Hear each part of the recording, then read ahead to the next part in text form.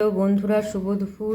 আজ আমি একটা নতুন রেসিপি নিয়ে এসেছি। সেটা হচ্ছে ঝিঙের চোখা আর আলুর চোখা সেদ্ধ করে রেখেছি, আর পেঁয়াজ কুচি রসুন কুচি করে রেখেছি, একটু আলু টমেটো কেটে রেখেছি, আর সর্ষে বেটে রেখেছি। কড়াইতে তেল দিয়ে দিয়েছি। এবার একটু কালো জিরে আর শুকনো লঙ্কা ফোড়ন দেবো।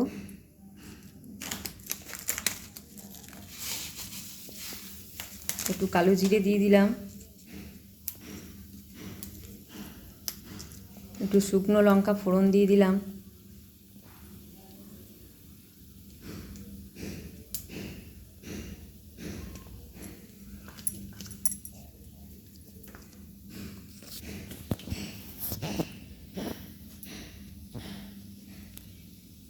এবার আমি পেঁয়াজ কুচি আর রসুন কুচিগুলো দিয়ে দিলাম।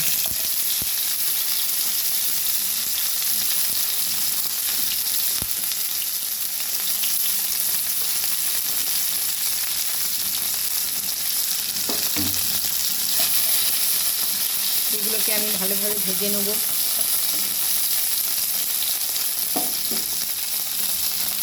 পেঁয়াজ আর রসুনগুলো বেশ ভালো করে ভাজা হচ্ছে। এবার আলুগুলো দিয়ে দেবো। এবার এর মধ্যে কুচি করে রাখা আলুগুলো দিয়ে দেবো।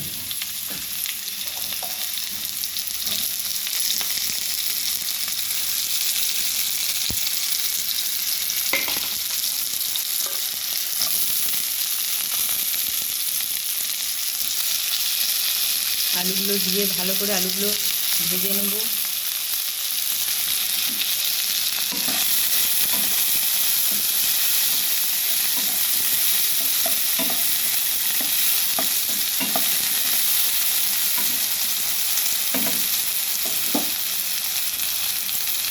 ভালো করে আলুগুলো ভাজবো। এবার একটু হলুদ দিয়ে ভালো করে আলুগুলোকে নেড়ে ভেজে নিচ্ছি।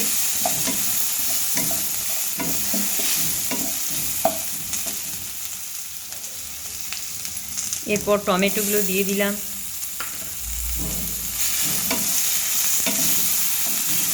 এটাও ভালো করে নাড়তে থাকবো। এবার আলুগুলো ভালো করে ভাজা হয়ে গেছে।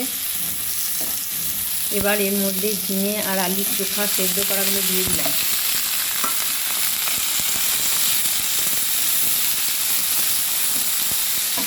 এবার আবার ভালো করে ভাজতে থাকবো সব কিছু দিয়ে।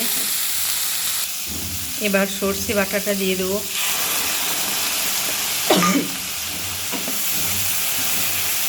সর্ষে বাটা দিয়ে ভালো করে নেড়ে নেবো।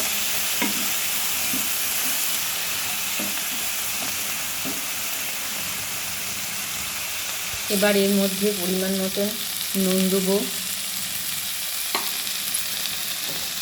আর একটু মিষ্টি দেবো। নুন মিষ্টি দিয়ে আর একটু ভালো করে নেড়ে নেবো।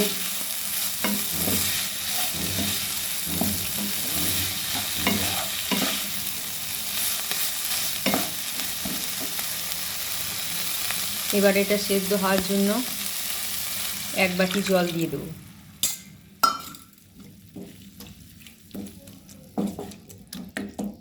এবার কিছুক্ষণ এটাকে ঢাকা দিয়ে রেখে দেবো সেদ্ধ হওয়ার জন্য।